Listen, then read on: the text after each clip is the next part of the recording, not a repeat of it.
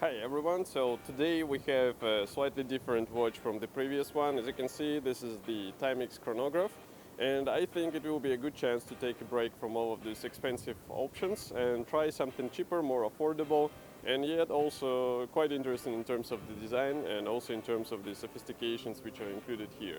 First of all, I have to know that there are two options available. Today we will be talking about this black version, and as you can notice, we have the black dial and also black tachymeter. There is also another one which is coming with the beige dial, and this is also quite an interesting option, but in my opinion what we have today, it's more classic look, and that's why I would like to talk about this one in more detail. So first let's start with the dial accents here. As you remember, I already said that it will be the golden color, and we have it on the indices, we have it also on the subdials, and all of this makes a quite legible combination. So it's only 40 millimeters size, but it's quite easy to find what time it is, and as you can notice also here we have the Q logo instead of the 12-hour mark.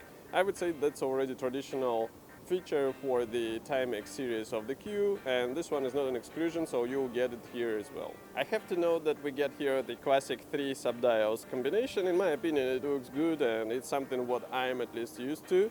And also it's worth noting that we have the date window in the white color, and to be honest I do not understand why it was decided to make it this way. It looks just completely off, and it could have been in the golden color, and this way it would be a way more suitable thing for the whole dial design, but here it just sits in the white color and really jumps out. As for the handset, we have here the classic 3 hands combination. You can notice them as a large parts here. They come also in the golden color. Note that the second hand, which is used for the stopwatch, is used also in the lollipop design. Moreover, we have this circular ends on both sides, which is quite interesting design. And we also have some luminous inserts, but do not expect something unusual here. It's just something what can be handy in some difficult situations with the dark light.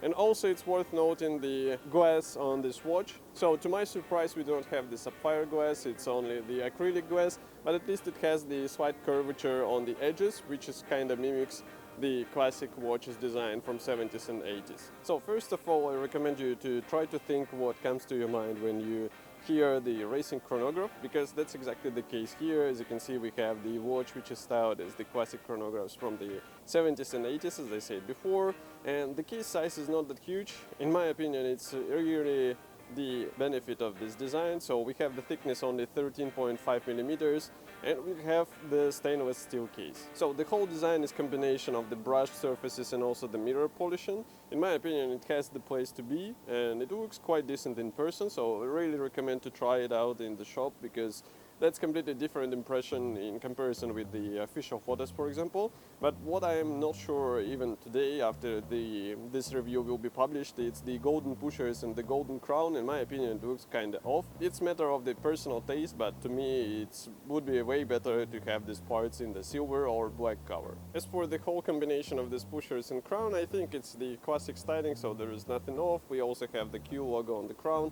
It's quite tiny part, as you can see with my fingers, it's really small. So if you have big fingers, it's worth trying, but well, the big crown would be looking off here, so that's something I would accept. And also overall casing styling might look simple, but as I said, we have the several finishes here, and also if I put it like this in the profile, you can notice that we have some edges here, and it's not as simple as it might seem on the first sight. And of course the rear case back, it's just the solid part, because we have the quartz watch here, so that's why there is nothing to show, but at least the battery compartment is made as the separate insertion, so it will be easier to open it. So as for the strap, we have two options offered. As you can see here, we have the smooth black leather, and in my opinion it looks really good with this design. But there is also another one, it's the metal bracelet, which is equally nice, so it's worth checking both in the shop, because I think they work nicely with this classic case. And you can notice that the strap attachment is actually hidden inside the case, so it also creates quite nice image. But overall, I think it's also a really good opportunity to try out some other options, because, for example, the perforated leather will look good, nice with the racing stopwatch, and of course maybe some NATO strap from the textile, it's also quite good.